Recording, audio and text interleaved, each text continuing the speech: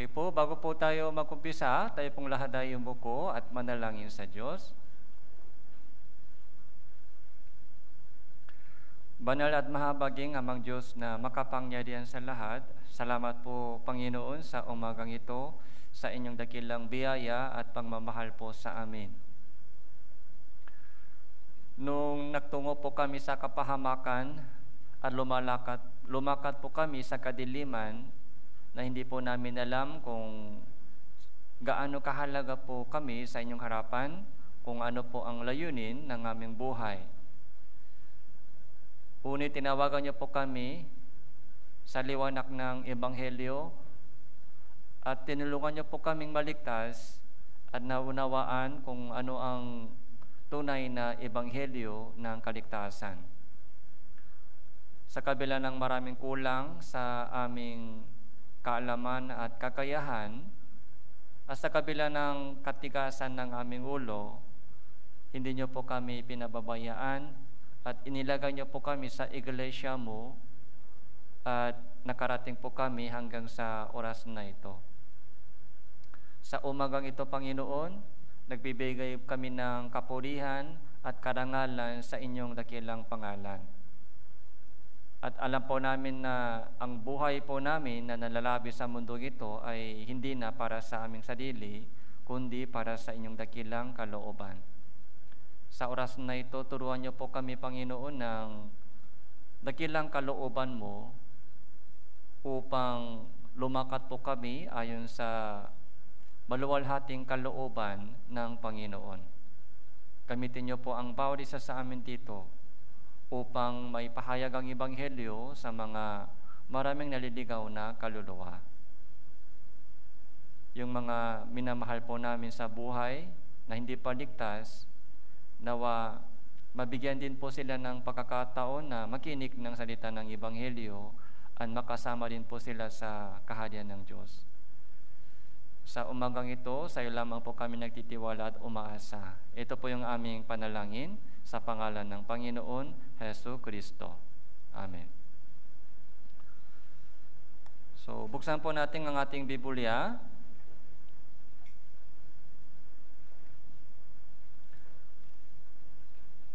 Unang Hari, chapter 19, verse 19.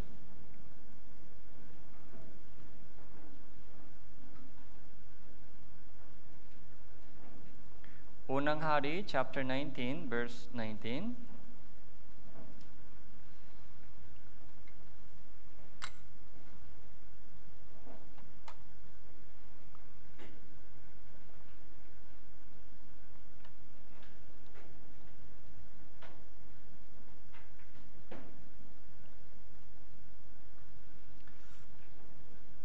So, basahin po natin itong talata, verse 19, isang talata lamang po. Basahin po natin sabay-sabay, 3, 2, 1. Kaya't umalis siya doon at natakpuan niya si Eliseo na anak ni Safat na nag-araro na may 12 pare ng baka sa unahan niya at siya'y kasabay ng ika-12. Dinaanan siya ni Elias at inihagis sa kanya ang kanyang balabal. Verse 21 po, ako na lang po magbabasa. At siya'y bumalik mula sa pagsunod sa kanya at kinuha ang mga pares ng baka, kanyang kinatay. Ang mga iyon ay inilaga ang laman sa pamamagitan ng mga pamatok ng mga baka. Ibinigay niya iyon sa taong bayan at kanilang kinain. Pagkatapos, tumindig siya at sumunod kay Elias na naglingkod sa kanya. So, ngayon po ay pag-aralan po natin tungkol kay Eliseo. Siya po yung kasunod na propeta ni Propeta Elias. So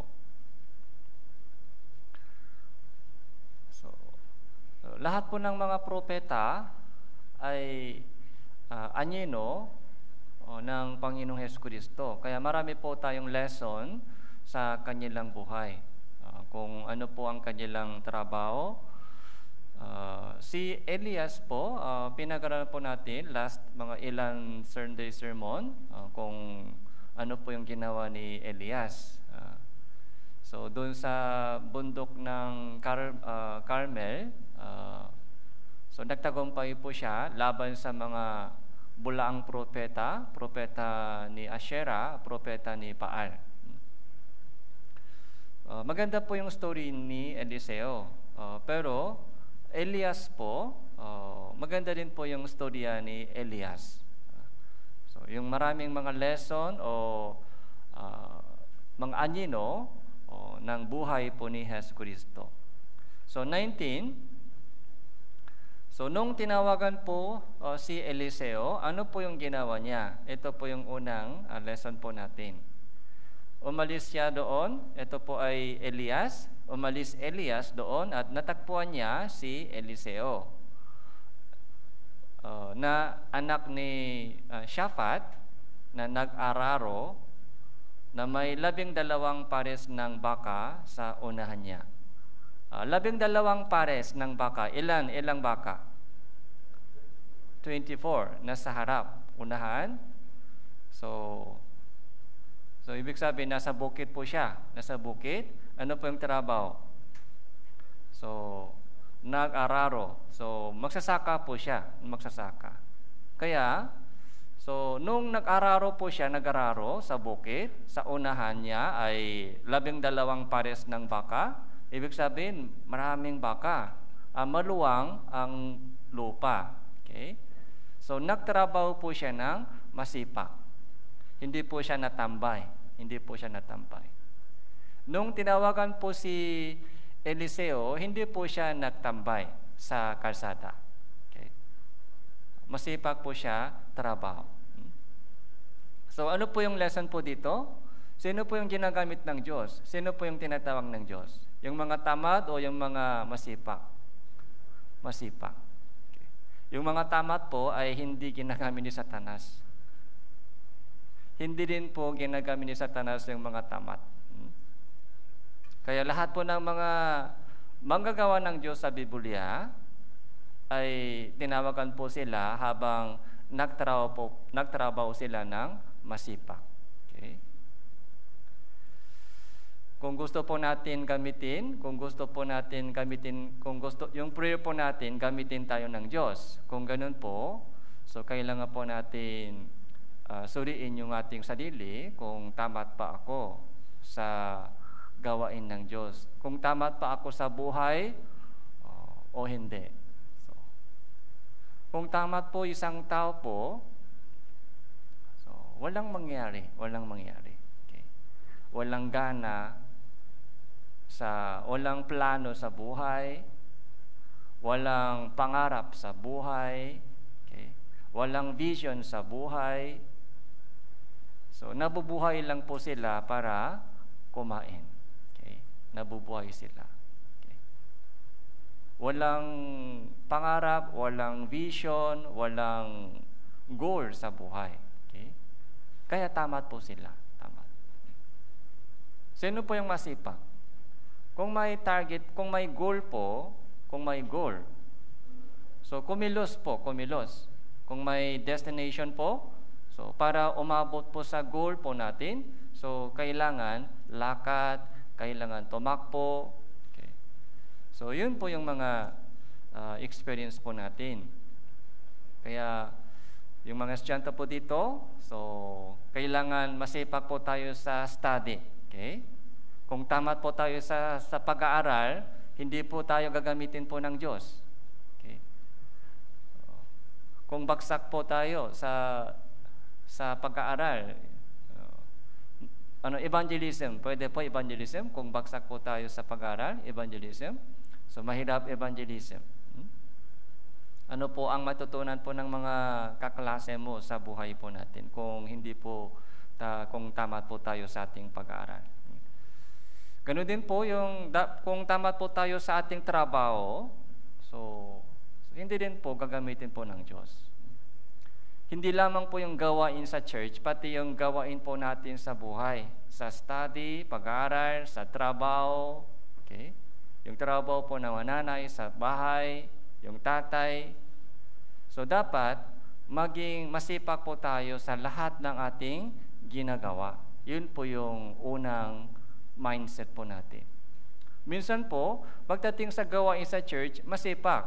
Pero yung gawain sa bahay ay iniiwan. Pinababayaan po yung gawain sa bahay. Okay? Yung paglilinis, yung kwarto po ninyo, maayos po ba? O makalat-kalat yung kwarto? Kaninang umaga, bago umalis po kayo sa kwarto, inayos po natin yung kwarto? O magulo?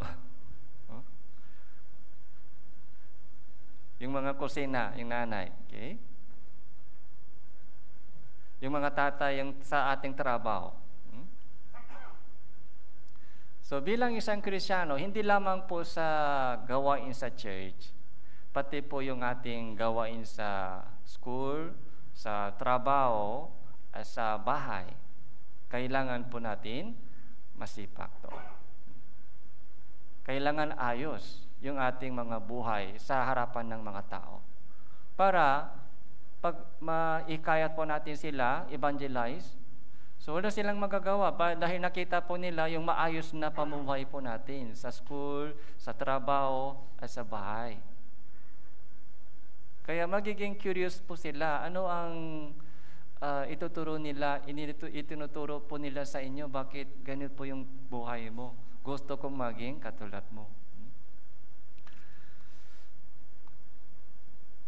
Meron din po mga kapatiran na masipag sa trabaho, sa bahay, sa school, sa work. Pero pagdating sa gawain ng Diyos ay tamad. Hindi din pwede. Yung masipag sa gawain ng sarili, sa bahay, sa family, sa school, masipag sa study, kaya honor po siya, highest honor. Maganda yung trabaho niya, malaking kita, maayos yung mga bahay, pero pagdating sa church ay wala, tamad sa gawain sa Diyos. Malaking problema po ito. Malaking problema. Kaya isang Kristiyano po ay dapat maging balance po tayo, yung ating ginagawa sa church, ganun din po yung ating ginagawa sa bahay, school, at trabaho. So yun po yung kailangan po nating gawin. Kaya dito po, nung tinawagan po si Eliseo, nag-araro po siya sa bukid. So masipag po siya sa kanyang trabaho sa bukid, kaya tinawagan po siya ni Eliseo. Okay? Kaya yung kanyang paglilingkod po kay Eliseo ay masipag din, masipag. So, tapos pumunta po tayo sa pangalawang hari, chapter 2. Pangalawang hari, chapter 2.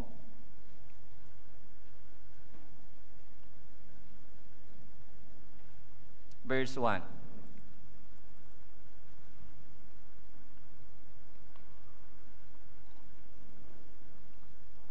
Nung malapit nang iakyat ng Panginoong si Elias sa langit sa pamamagitan ng isang ipo-ipo, sina Elias at Eliseo ay makasamang umalis mula sa Gilgal. Sinabi ni Elias kay Eliseo, "Maghintay ka dito sapagkat sinugo ako ng Panginoon hanggang sa Bethel." Sinabi ni Eliseo, basahin po natin sabay-sabay, 3, 2, 1.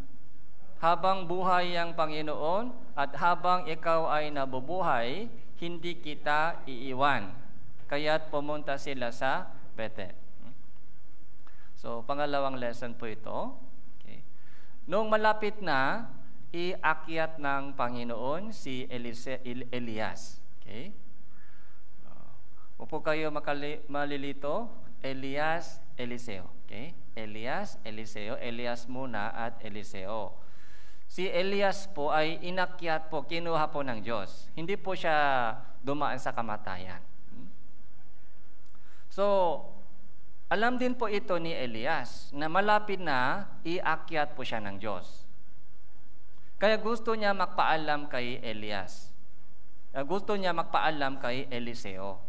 Kaya sabi po niya, maghintay ka dito. Isinugo ako ng Diyos hanggang sa Bethel. Pupunta ako sa Bethel. Ikaw, dito na lang, dito. Gusto niya, hiwalay dito. Okay. Gusto niya, hiwalay dito. Pero si Eliseo, gusto niya hiwalay? Hindi.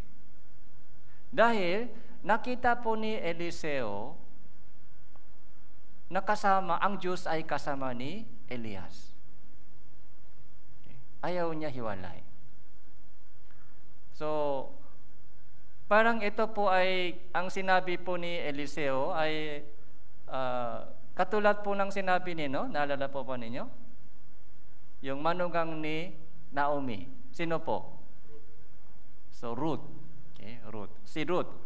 Yung manugang po ni Naomi, manugang na babae. Si Orphas, bumalik na sa kanyang sariling bayan. Nagpaalam. Pero si si Ruth po, ayaw niya, so hiwalay sa kanyang biyenan na babae. Kung saan ka man pumunta, doon ako pupunta. Kung saan ka mamatay ka, doon din ako mamatay. Huwag mong sabihin sa akin na iiwanan kita. Yun po yung mga determination po ni Ruth. So, yun po yung puso po ng isang Kristiyano, mananatili ako sa iglesia. Dahil doon po sa iglesia, sino po yung kumikilos? Kumikilos ang Diyos.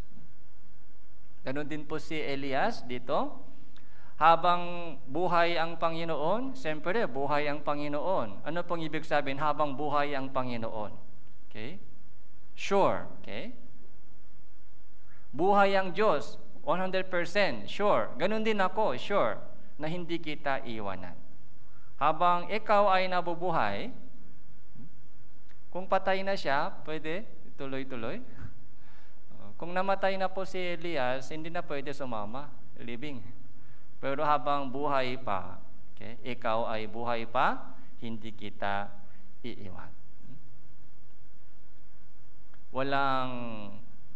Walang atras. Walang give up. Hindi siya sumusuko sa kanyang pagsunod kay Elias. Hindi lamang isang beses. So, verse 4, sinabi ni Elias sa kanya, Eliseo, maghintay ka dito sapagkat sinugo ako ng Panginoon sa Jericho. Unit, kanyang sinabi, habang buhay ang Panginoon, habang buhay ka, hindi kita iwan, kaya sila ay dumating sa Jericho. Ganon din po yung nangyari doon sa Bethel. So, Eliseo, dito ka na lang, dito ka, pupunta ako sa Jericho. Pero ayaw naman po ni Eliseo na hiwalay. Kaya sumunod siya, kasama siya hanggang sa Jericho. So, ganun din po sa Jericho hanggang Jordan. Okay? Jordan. Kaya dumating po sila sa Jordan. So, verse 7,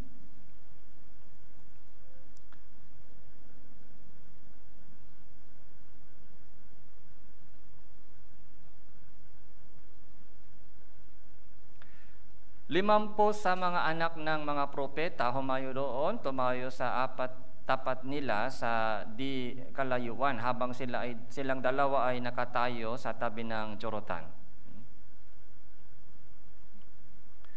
Verse 9 po. Nang sila ay makatawi, sinabi ni Elias kay Eliseo, hingin mo kung ano ang gagawin ko sa iyo bago ako kunin sa iyo. At sinabi ni Eliseo, hayaan mong mapa sa akin ang dobleng bahagi ng inyong espiritu. Kaya naramdaman po ni Elias, baka may hinihingi niya sa akin. Ano ang prayer mo? Anong prayer? Sa madaling salita, ano ang prayer mo? Ano ang gusto mo? So, ganun din po yung tanong po ng Diyos kay Solomon, di ba? Ano ang gusto mo? Ano ang gusto mong ibigay ko sa iyo, hiningi? Anong hiningi po ni Solomon? Wisdom. Di ba? Wisdom. Yung wisdom po ay, ano po yung pinakamahalagang wisdom? Yung tamang pagkakilala sa Diyos. Yung tamang pagkakilala sa Diyos. The fear of the Lord. Ibig sabihin, yung tamang pagkakilala sa Diyos o tamang relation po sa Panginoon na buhay, yun po yung pinakamahalagang wisdom bilang isang tao. Kung sino ang Diyos. Kung sino si Hesus Kristo. Kung sino ako sa harapan niya. Yun mga basic question po natin. So, bilang isang tao, dapat natin malaman kung bakit ipinanganak tayo sa mundo ito. Bago mamatay po tayo. Yung mga unbelievers po sa buong mundo, yung kanilang focus ay buhay nila sa lupang ito. Gaano kahaba yung buhay dito, gaano kalakas yung katawan, anong pagkain, okay? Gaano kalaki yung bahay. Yung focus po nila ay puro dito sa lupa. Kaya yun po yung hinihingi po nila sa Diyos. Sana ganito yung buhay ko, sana ganito yung mga pamilya ko. Pero yung prayer po ni Solomon ay wisdom. Ganon din po yung prayer po natin. Kung ano ang kalooban niya. Okay? Kung ano ang plano ng Diyos sa buhay ko. Kung ano ang kalooban niya sa aking buhay. Yun ang dapat matupad. Hindi po yung mga sariling plano natin. Okay? Si Eliseo po, ayaw niya humiwalay, ayaw niya maiwan. So, mula sa Bethel, tapos Jericho, tapos hanggang Jordan. Tapos doon po sa Jordan, sabi po ni Elias, anong gusto mo? Anong hiningi po ni Eliseo? Hayaan mong mapasa akin ang dobleng bahagi ng inyong espiritu. Makalupang bahagi ba? Makalupang bagay ba hiningi po niya? O maka-espiritual bagay? Espiritual bagay. Okay. Doble mapasa akin, sana yung dobleng bahagi ng inyong espiritu. Yung dobleng kapangyarihan mo, dobleng kung ano mang ginawa ng Diyos sa inyo, kung ano mang nangyari sa iyo, sana doble sa akin. Magiging doble. Hindi po ito material na blessing. Nakita po ni Eliseo kung paano ginamit ng Diyos si Elias. Kung gaano po siya napuno ng Espiritu ng Diyos. Kung gaano siya ginagabay ng Holy Spirit. Kung gaano siya tinulungan ng Holy Spirit. Nakita po ni Eliseo ang pakilos ng Holy Spirit sa buhay ni Elias. Pakilos ng Holy Spirit. Sana double sa akin. So, nung nakita ko po yung verse na ito, ganun din po yung prayer ko. Sana double din sa akin. Paano po yung prayer po natin? Sana double o kalahati lang? Gusto nyo kalahati? O double? Double din sa akin. Sana double din sa akin. Ibinuka, kailangan ibuksan yung ating bibig na maluwag. Sana kailangan natin buksan yung ating bibig maluwag, okay, para mapuno ito. Kung kalahati lang buksan yung ating bibig, hanggang dyan lang. Okay.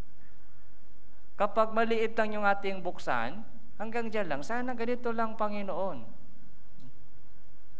Mga evangelism po natin, tapos yung mga ministry po natin. Kapag Sunday lang, kontento na ako sa mga Sunday attending. Kung ganun po, kung doon po kayo mat-content, kung doon po kayo masisiyahan, mga Sunday lang, yun ang mangyayari. Pero pag yung prayer po natin, Panginoon, gusto ko magamit po ng Diyos ng mas marami, ng mas malakas. Sana mas maraming kaluluwa ay maligtas sa pamamagitan ko. Sana gamitin ako ng Diyos sa mga gawain ng Diyos, ministry. Dalil mo, sana suguin mo sa akin yung mga maraming kaluluwa.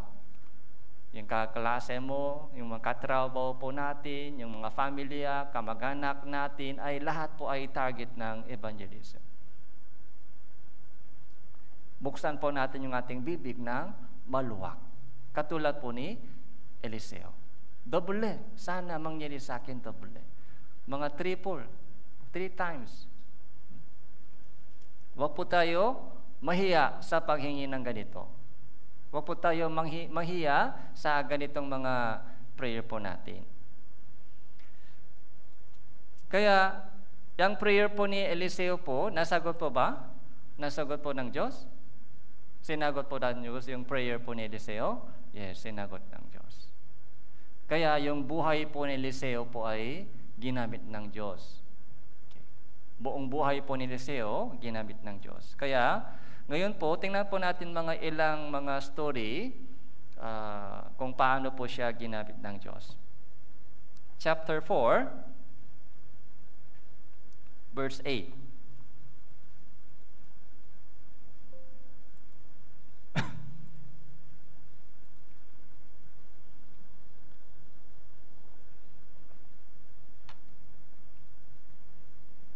Chapter 4, verse 8.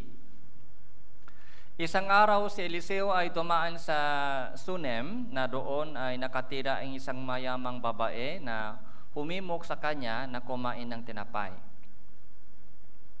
Kaya tuwing siya ay daraan doon ay pumupunta siya doon upang kumain ng tinapay. Sinabi niya sa kanyang asawa, "Tingnan mo aking nahalata na ito ay isang banal na tao ng Diyos na laging nagdaraan sa atin. Gumawa tayo ng isang maliit na silid na may dingding at ating ipaglagay siya doon ng isang higaan, isang hapak, isang upuan at ng isang ilawan upang tuwing siya ay darating sa atin, siya ay makakatuloy doon." So, ito po yung storya po ng isang babae, Sunemita. Okay, Sunemita. Sunem. So, nakatira po siya, isang mayamang babae. Tapos, pagdumaan po si Eliseo sa bandang bahay niya, ano po? Yung tinapay, humimok sa kanya na kumain ng tinapay, himok. So, inbitahan po niya lagi si Eliseo, "Dali po kayo. Eliseo, kumain kayo dito." Katulad po ng mga kapatiran dito, pag bumisita ako sa inyo, anong ginagawa ninyo? Pinapaalis? Bakit? Bakit po? So, tuloy kayo. Kahit kape o merienda, pag bumisita ko sa inyo sa lunchtime, anong niluluto, okay, sa dinner. Katulad po ni Sunemita. Kaya maraming Sunemita dito, Yung mga Batanggenyo, maraming brothers, sisters. Pero, bakit special po yung storya po nitong babae? Medyo malaki po yung concern po niya. Napansin po niya si Eliseo isang tao ng Diyos. Napansin po niya. Kaya sinabi niya sa kanyang asawa, "Tingnan mo, itong tao ay isang banal na tao ng Diyos." Banal na tao ng Diyos. Napansin po niya, meron po siyang ganong mata. Itong Sunemita po babae, meron po siyang ganong mata. Okay? Kung sino po yung tao ng Diyos, kung saan kumikilos ang Diyos. Kaya, yung suggestion po niya sa kanyang asawa, gumawa tayo ng isang small kwarto, maliit na kwarto, para pag pumunta po siya dito, doon siya magpahinga. Tapos isang higaan, isang kwarto, mga upuhan, tapos ilaw, mga simple guest room. So, gumawa po siya ng isang guest room para kay Eliseo. Napakalaki po yung concern niya. Ang ginawa po niya ay hindi para sa isang tao, kundi para sa isang tao ng Diyos.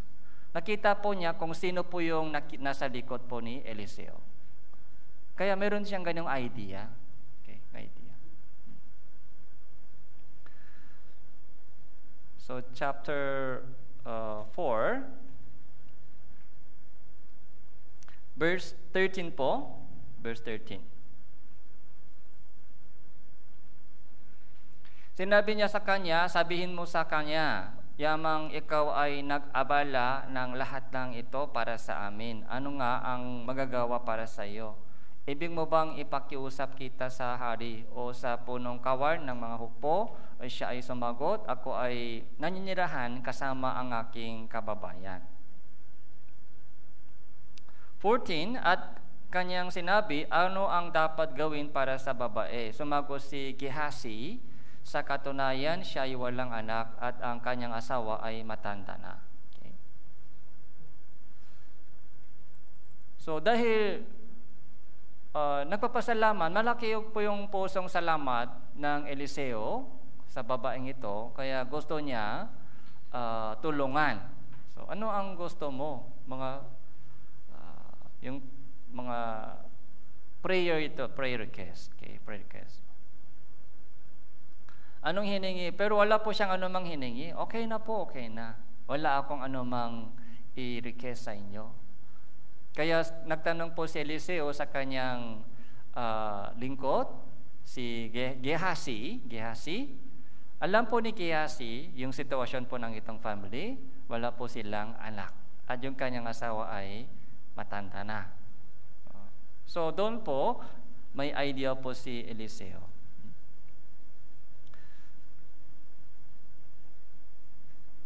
Chapter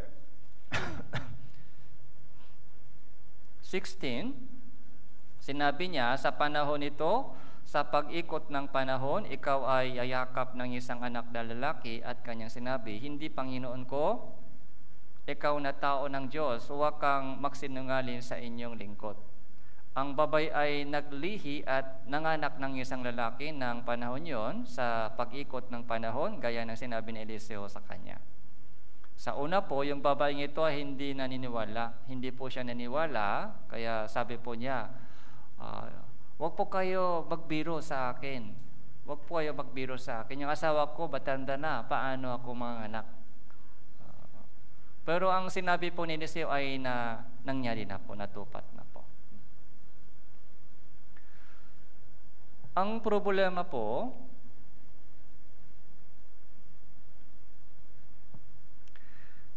verse 19,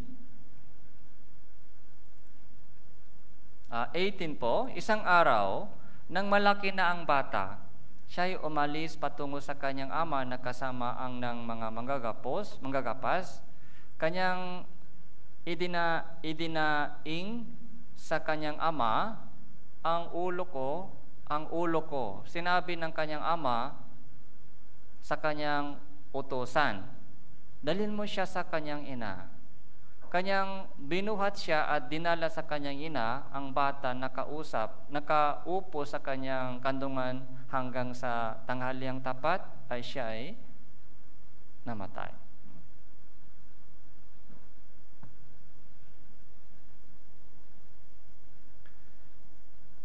So, parang itong mga story po, mahirap po natin malaman kung para saan ganito ang ginawa ng Diyos. Okay. Binigyan sila ng bata, tapos namatay, tapos tingnan po natin yung bata po ay binuhay ulit.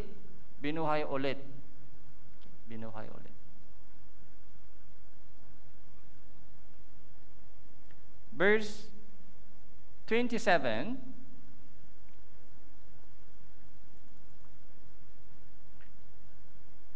nang siya ay dumating sa taon ng Diyos sa burol, kanyang humawak sa kanyang mga paa. Lumapis si Gehazi upang ilayo siya. Uni, sinabi ng tao ng Diyos, hayaan mo siya sapagkat siya ay nasa mapait na pakabahala. At ito ay inilihim ng Panginoon sa akin at hindi sinabi sa akin. Verse 28 po, verse 28. Basahin po natin ng sabay-sabay. 3, 2, 1. Nang makagayon sinabi niya, ako ba'y humiling ng isang anak sa aking Panginoon? Di ba sinabi ko, huwag mo akong dayahin?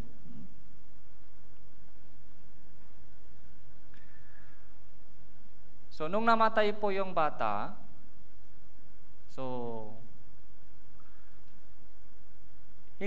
mahirap niya maintindihan bakit ganito ang ginawa ng Diyos. Hindi ako humingi ng anak. Hindi siya humingil ng isang anak. Sabi po niya, di ba sinabi ko, huwag mo akong dayahin, huwag kong magbiro, huwag joke. Okay? Hindi ako humingi ng isang anak, pero ibinigay ng Diyos sa akin yung anak. Bakit? Kinuha ulit. So, malaking question. Malaking tanong. Sa buhay po natin, ang nangyari po sa ating buhay, minsan, hindi natin alam kung bakit ito nangyari. Tama po ba? Sa yung daming mga nangyari sa ating buhay, yung mga problema, pagsubok, okay? Pagturusa, yung mga aksidente, yung takbo ng buhay ay ayon po ba sa inyong plano?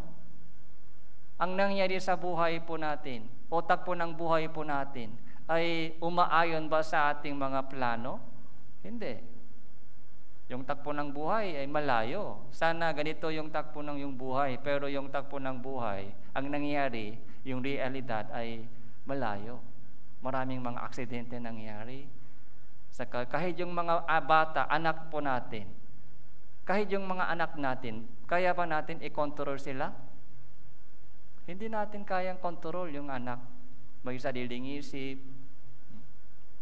Pag malaki na, nasa kwarto na sila, isinara nila yung mga pinto, ayaw lumabas, makulit pa, pasaway pa. Kahit yung anak natin, mahirap i-control. Pati yung mga sitwasyon po ng buhay po natin, mahirap i-control. So, anong ibig sabihin? Yung buhay po natin ay nasa kamay ng Diyos. Dapat, yun po natin malaman. Kahit anumang magandang plano, okay, pero ang nangyari po, yung takbo ng buhay, hindi po ayon sa inyong sariling plano. Yung buhay po natin ay nasa kamay ng Diyos. Yun ang kailangan po natin malaman. Meron purpose. May purpose. Okay. Kaya wag po tayo gumawa ng masyadong sariling plano. So prayer muna tayo. Kung may problema po kung hindi tumatakbo yung buhay ay ayon sa ating plano, so stop muna, pray muna. Humingi po tayo ng Diyos, baka may kasalanan sa buhay ko, o ano ang kalooban ng Panginoon sa ganitong nangyari, kailangan pa maghintay habang prayer. Huwag po tayo umaksyon ng madali. Okay. Yung kalooban ng Diyos ay hindi pwedeng madaling malaman natin. Kailangan mahabang oras. Pagkalipas ng mga ilang taon, pagkalipas ng ilang buwan, malalaman po natin kung bakit ito ay nangyari sa atin. Ang mahalaga po sa ating mindset, magalak kayong lagi, manalangin kayong walang patid. Sa lahat ng bagay, magpasalamat kayo. Mahirap ito gawin natin. Paano? Sa lahat ng bagay, magpasalamat pa din. Sa mga disgrasya, sa mga pagsubok, paano po magpasalamat pa rin sa mga pagsubok sa buhay? Paano? Manalangin po. Paano magalak lagi? sa daming mga lungkot sa buhay? Paano magpasalamat po tayo sa sakit sa katawan? Kung hindi po natin naintindihan, kung hindi po natin kilala ang Diyos, kung hindi po natin malaman kung paano po, kung hindi po natin makikita ang pagkilos ng Diyos sa buhay po natin sa mahabang panahon, mahirap ito mangyari. Pag ngayon lang tumitingin ka, ngayon lang focus, umiiyak ka sa daming mga problema. Kung ngayon lang tumitingin ka. Kailangan palawakan po natin yung ating pananaw. After 1 year, 5 years, maaari malaman ko kung ano ang purpose. Pero ngayon, magpasalamat pa din ako sa Diyos. Kahit hindi ko alam kung ano ang purpose niya. Hindi ako makakomplain sa Diyos. Hindi ako magreklamo sa Diyos sa kabila ng pagsubok na ito. Kahit hindi ko alam kung bakit ito nangyari. Magpasalamat pa rin ako sa Diyos. Dahil ang buhay ko ay nasa kamay ng Diyos. So Roma chapter 8 verse 28, pumunta po tayo.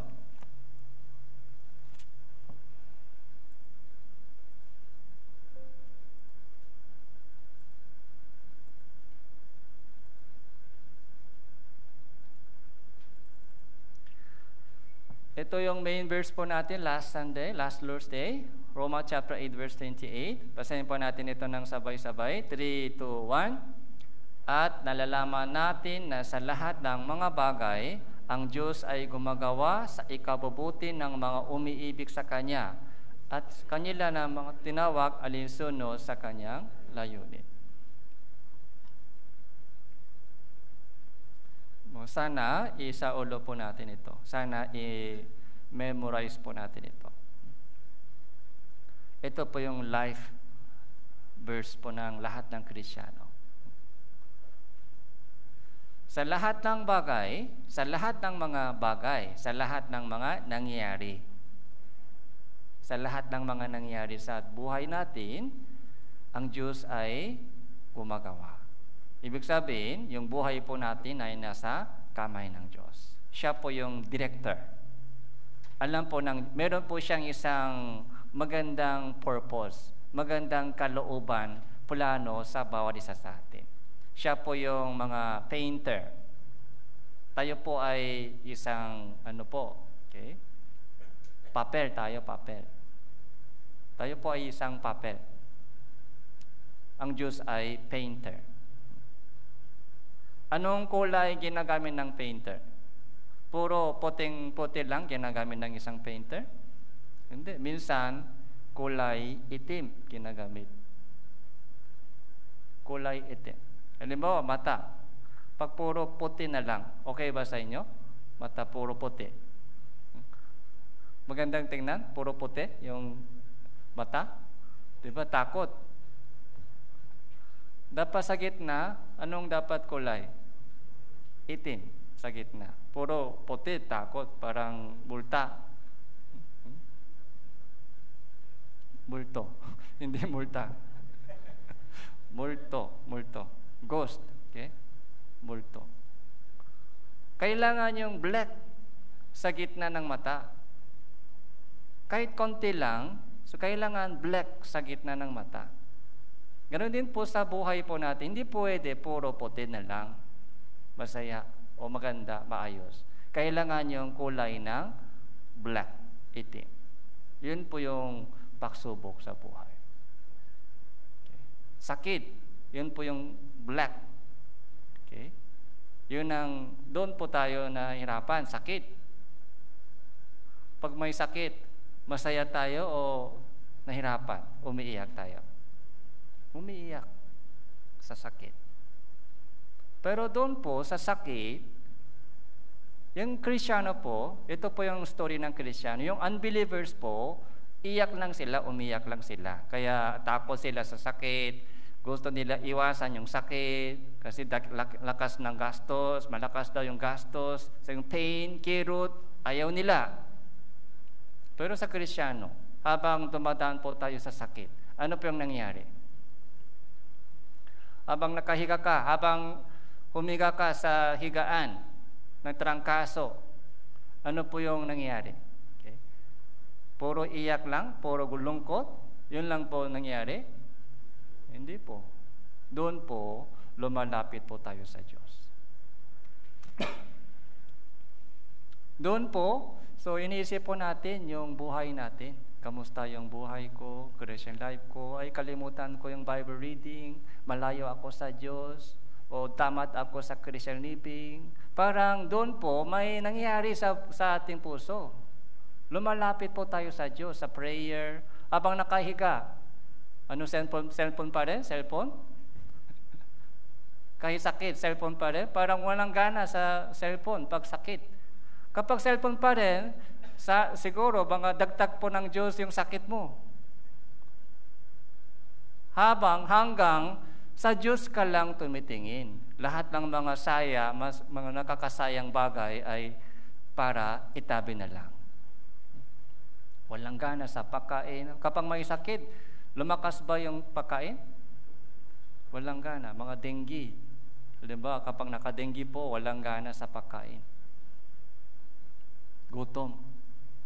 Doon po, iniisip po natin, yung physical na pagkain ay hindi ganong kahalaga.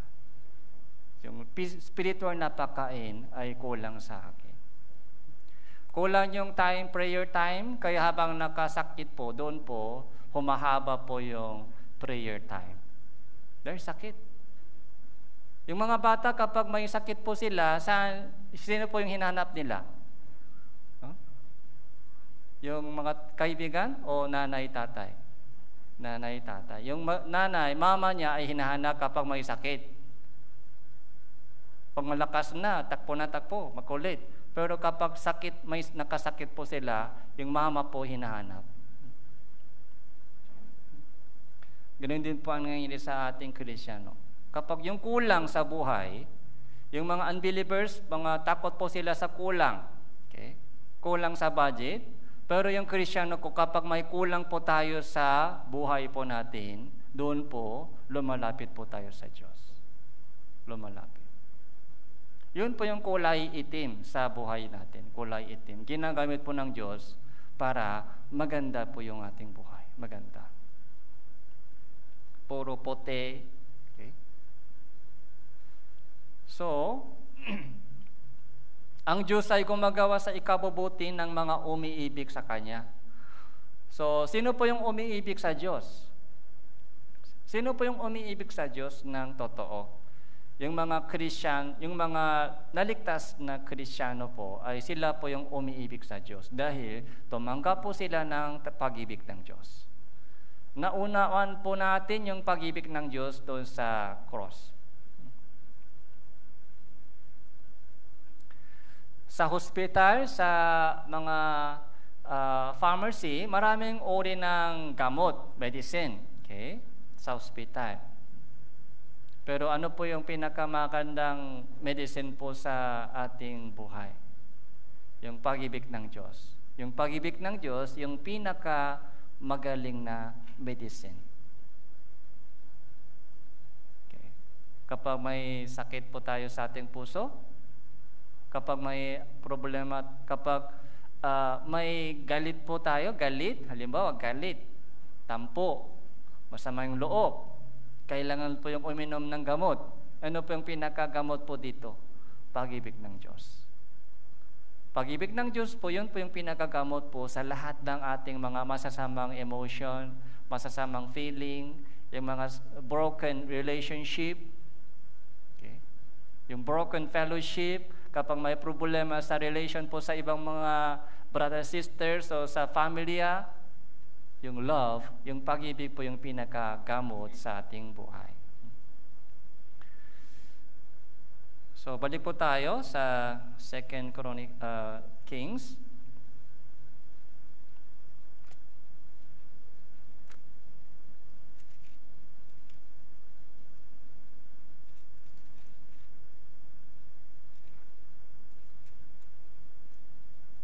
So, chapter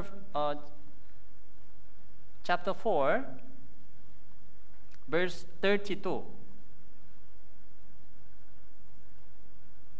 Nang si Eliseo dumating sa bahay, nakita niya ang bata ay patay at nakahiga sa kanyang higaan.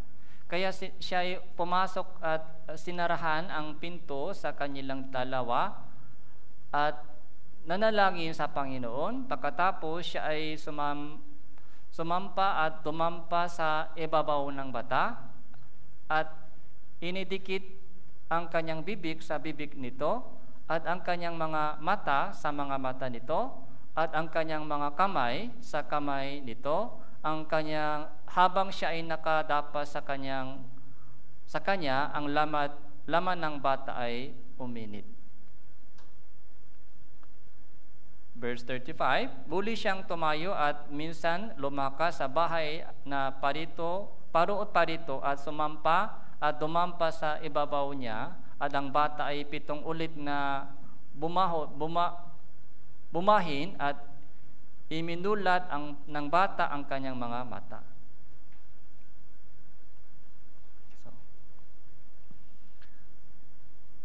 Kaya binuhay po ni Eliseo yung batang ito.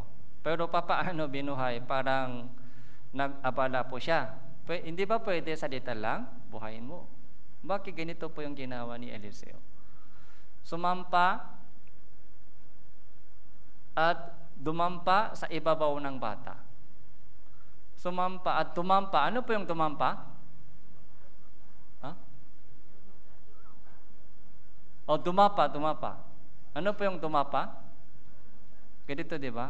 Yung isang nakahiga po yung bata, doon sa ibabaw ng bata, dumapa si Eliseo. Kaya yung bibig sa bibig ng bata, yung mata sa mata ng bata. Okay? So buong katawan naka-cover. Okay? So galing po dito yung mga lyrics ng dugo ni Jesus. Okay? Ipapatong ko ang aking kamay sa kamay ni Jesus. Ipapatong ang aking paa sa paa ni Jesus. The same body. So same body. Same body. Ito po yung isang action, performance na nagpibigay sa atin isang lesson. Okay? Sa ating ito po yung isang napakagandang modelo ng evangelism. Evangelism po ito, modelo. Okay? Sa ating evangelism, kailangan po umaksyon tayo ng ganito. Hindi lamang prayer, request. Dapat umaksyon po tayo. Kailangan pumunta tayo sa kanila. Kailangan sumampa tayo sa kanila. Kailangan dumapa tayo sa kanilang katawan. Ito po yung mga action. So, prayer request lang, walang mangyari. Yung dry prayer, tinatawag po natin, dry prayer. Tuyong prayer. Walang kasamang payos, walang kasamang luha, walang kasamang pawis. Prayer lang. Dry yan, dry. Walang nangyari doon sa dry prayer. Kapag ma-time-tin po yung ating prayer, dapat may kasamang pawis, action, sacrifice, dapat may kasamang luha sa ating prayer. Kaya nakikita ko po, daming uri ng dry prayer. Prayer lang, prayer. Hanggang kailan prayer lang. Walang action, walang pawis, walang luha. So, si Eliseo po, sumampa siya at dumapa sa ibabaw ng bata. Ito po yung napakagandang modelo o example po sa ating evangelism. So, binuhay po ni Eliseo yung batang ito. Kaya may question pa tayo, bakit ito yung nangyari? Bakit hinahayaan ng Diyos ganito? So, namatay yung bata, tapos binahay ulit. Parang naging zero ito, di ba? Zero. Kung walang purpose po dito, mahirap po natin malaman bakit hinahayaan ng Diyos na dumaan yung babae sa mapait na sakit sa puso. Mapait na sakit. Kailangan pa? Bakit kailangan pa ganito? Okay. So dito po, hindi po natin nakikita, pero doon sa verse 8 po, verse 8, chapter 8 po, chapter 8, verse 1. Chapter 8, verse 1.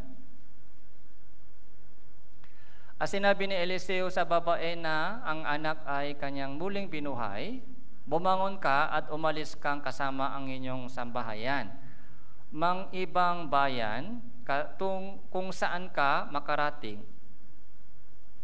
Sapagkat tumawag ang Panginoon ng tagutom at ito ay darating sa lupain sa loob ng 7 taon. Verse 2, kaya't ang babae ay bumangon at ginawa ang ayon sa salita ng tao ng Diyos. Siya ay umalis kasama ang kanyang mga sambahayan at ng ibang bayan sa lupain ng mga Pilisteo sa loob ng 7 taon. Verse 3, ang nangyari sa katapusan ng ika-7 taon, pagbalik ng babae mula sa lupain ng mga Pilisteo, siya ay humayo upang makiusap sa hari tungkol sa kanyang bahay at lupa.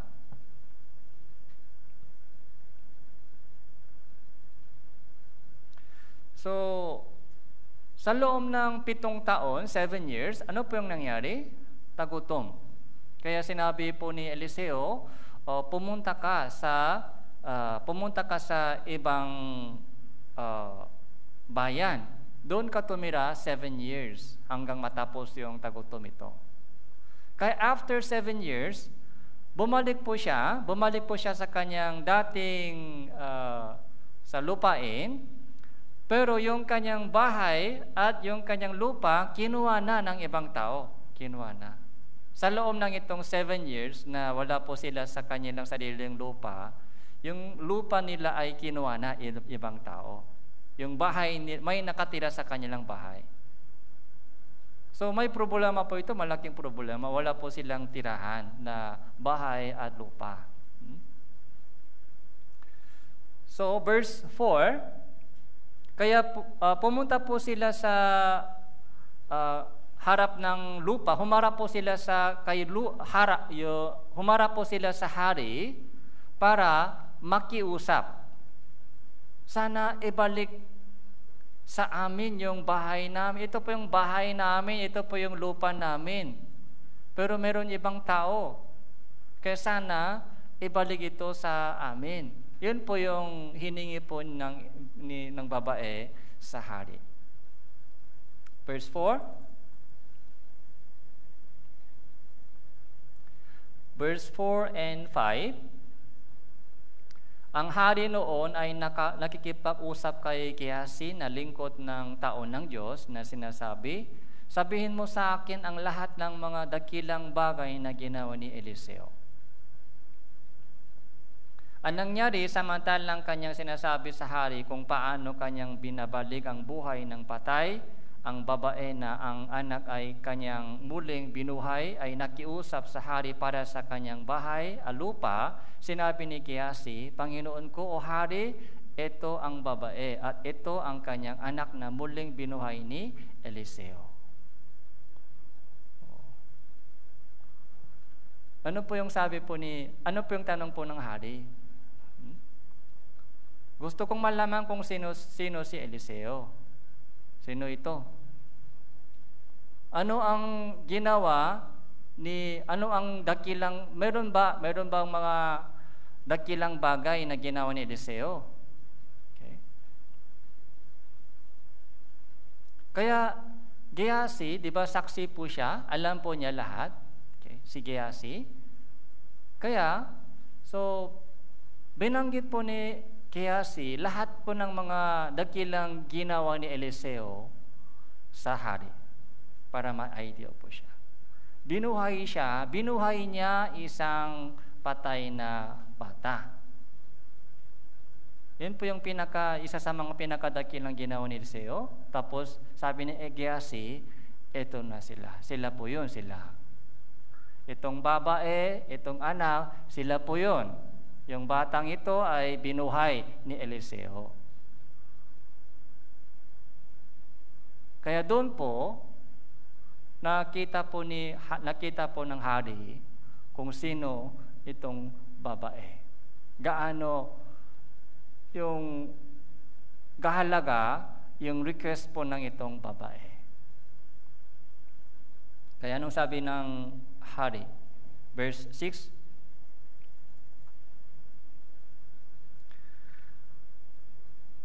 nung tanungin ng hari ang babae, sinalaysay niya ito sa kanyang humirang ang hari ng isang pinuno para sa kanya na sinasabi, isauli mo ang lahat ng kanya, pati ang lahat ng bunga ng bukidin mula nung araw ng kanyang iwan ang lupain hanggang ngayon. Kaya nasagot po ng hari yung request po ng babaeng ito. Nakita po natin dito kung anong purpose. Okay? Bakit namatay yung bata at binuhay siya muli ni Eliseo? Ano po yung purpose? Ito na po yung purpose. Bakit hinahayaan ng Diyos na namatay yung bata? Masakit po yun. Okay. Kaya yung mama ng bata ay dumaan sa mapait na lungkot. Pero hinahayaan ng Diyos. Okay. Hinahayaan Diyos na nangyari yun sa kanya, na namatay yung kanyang anak. Okay. Dahil para sa itong purpose.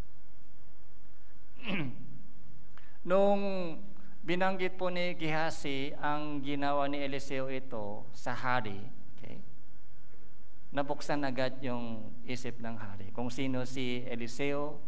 Tapos yung request po ng itong babae ay tamang-tama. Dapat ibalik sa kanila yung kanilang bahay at lupa. Itong chapter 8 po, nung namatay po yung bata, hindi pa nangyari po itong chapter 8, future pa. Ganun din po sa ating Christian living. Yung chapter 8 po ay hindi pa, mga ilan po kapatiran po dito, nasa chapter 4 kayo, nasa chapter 4, namatay yung bata. So, ganun din po yung sitwasyon po natin minsan. Yung mga mahal po natin sa buhay, yung mga pagsubok natin sa buhay, na yung nangyari po yung sa chapter 4 po yun. Chapter 4 nangyari sa atin. Chapter 8 ay hindi pa dumating. Okay. Kaya, may complaint tayo minsan, may question po tayo minsan, bakit ito yung nangyari sa akin? Okay. So, chapter 4, balik po tayo sa chapter 4, verse 27.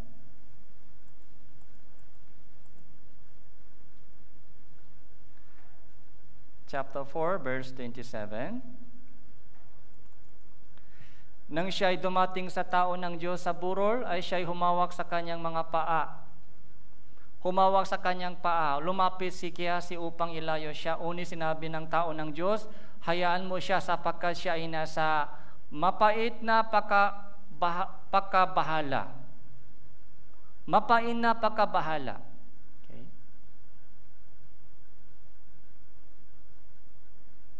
Hinahayaan po ng Diyos ito sa kanya, mapait na pagkabahala. Yung malalim na lungkot. Madilim na lungkot. Pero doon sa chapter 8 po, so doon po na-realize, naunawaan ng babae kung bakit hinahayaan ng Diyos ito. Okay. Kaya ganun din po sa ating pamumuhay Kristiyano. Job chapter 23, pumunta po tayo sa Job chapter 23. Verse 10.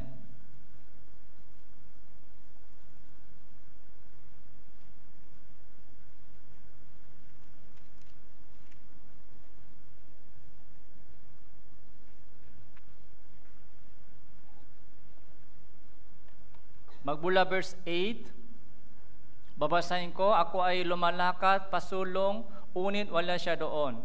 At pabalik, unit hindi ko siya maunawaan. Sa kaliwa ay hinahanap ko siya, unit hindi ko siya mamataan. Bumaling ako sa kanan, unit hindi ko siya mamastan. Verse 10, basahin po natin, 3, 2, 1. Ngunit nalalaman niya ang daan nilalakaran ko. Kapag ako ay kanyang nasubok, ay lalabas akong paraan ginto. Okay. Minsan, hindi po natin nakikita ang pagkilos ng Diyos sa harap, sa likod, wala. Sa kanan, sa kaliwa, wala. Nasaan ang gabay at tulong ng Diyos? Puro problema lamang. Parang ganun po yung naramdaman po natin minsan. Pero sabi dito, nalalaman niya ang daan nilalakaran ko. Nasa daan po tayo, nasa daan. Okay? Nasa daan. Nasa daan po tayo. Alam po ng Diyos, ano ang daan nilalakaran ko? Alam ng Diyos. Hindi ko alam, hindi po natin alam kung saan po naghintay po sa atin.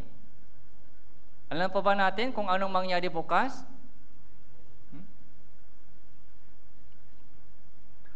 Kung alam po ninyo kung anong mangyari bukas, sabihin nyo sa akin kung anong number ng loto. Para ako, loto. Kung alam mo yung future.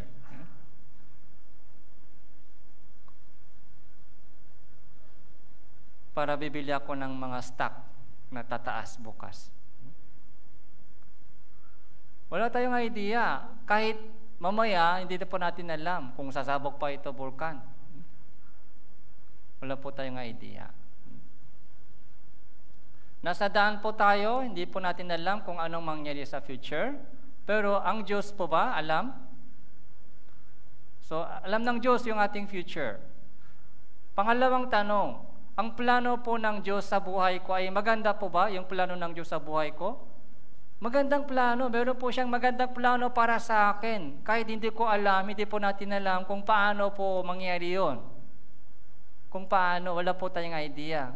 Ngayon, nahirapan ako. Sa daming mga pagsubok, nahirapan ako.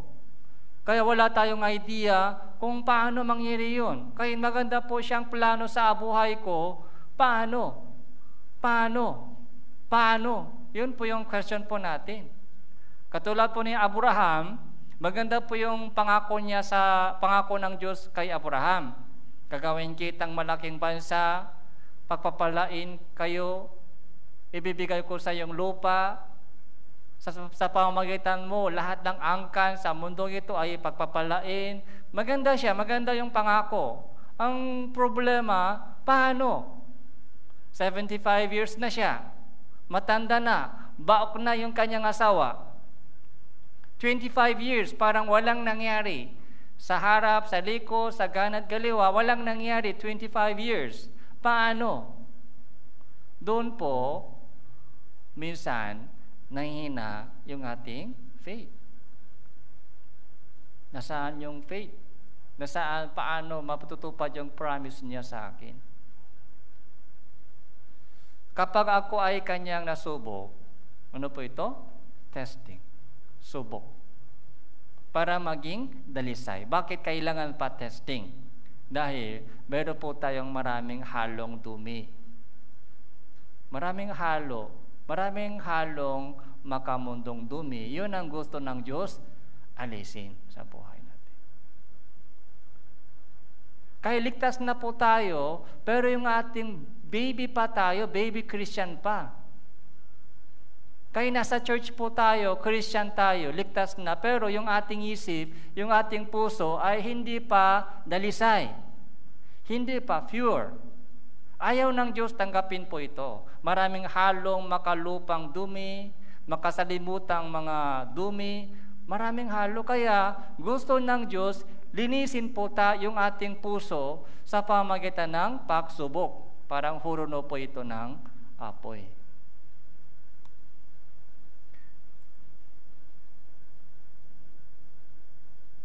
Kapag ako ay kanyang nasubok, lalabas akong, parang ginto. Unang Pedro chapter 4, Unang Pedro chapter 4,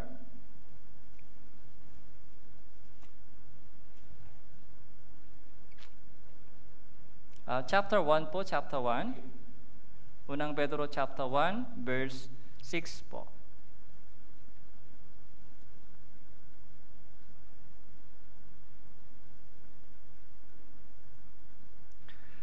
Sa ganito kayo ay nagagalak, bagamat ngayon sa sandaling panahon ay kailangan ninyo magdanas ng iba't ibang pagsubok upang ang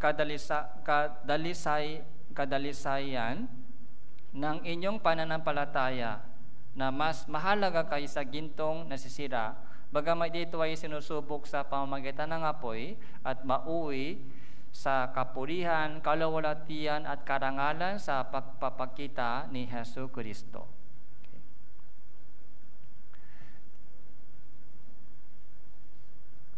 So,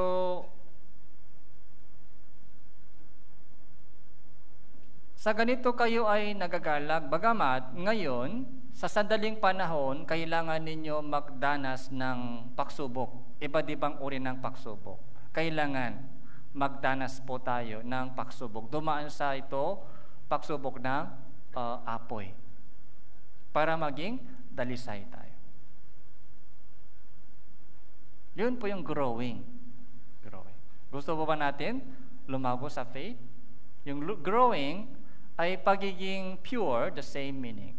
Yung mga makamundong isip, makamundong kasalanan na sa atin, ay kailangan alisin po ng Diyos sa atin.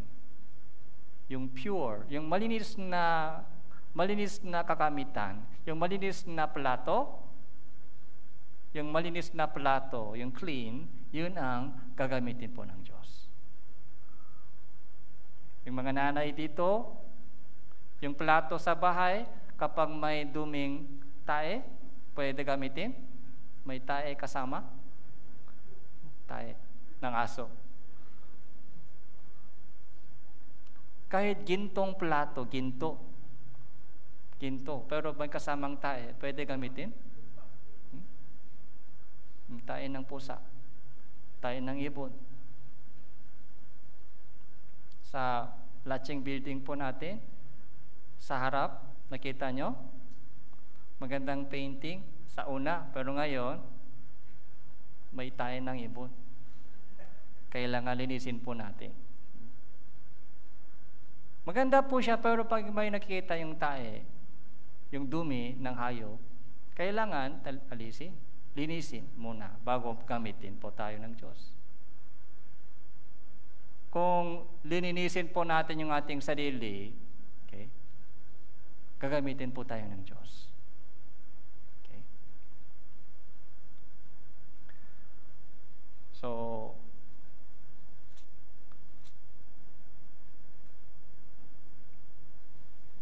chapter 4 verse 12.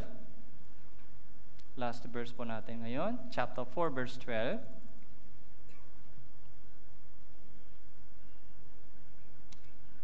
Mga minamahal, huwag kayong magtaka tungkol sa mahigpit na pagsubok na dumarating sa inyo upang kayo ay subukin. Na waring may isang katakatakang bagay na nangyari sa inyo. Kundi kayo ay magalak. Yamang kayo ay nakikibahagi sa mga pagturusan ni Kristo upang kayo man ay matuwa at sumigaw sa galak kapag ang kaluwalhatian niya ay nahayak. Huwag kayong magtaka, huwag kayong matakot, huwag kayong maklungkot sa mga pagsubok. Yan po yung sabi po ng Diyos. Huwag kang magtaka. Ano po yung ibig sabihin? Huwag kang magtanong. Normal yan, normal. Huwag kang magtaka. Tanggapin yung mga pagsubok sa buhay. Tanggapin po natin. Normal yan sa lahat ng Kristiyano. Kumikilos ang Diyos doon. May purpose doon. May purpose ng Diyos doon sa mga pagsubok.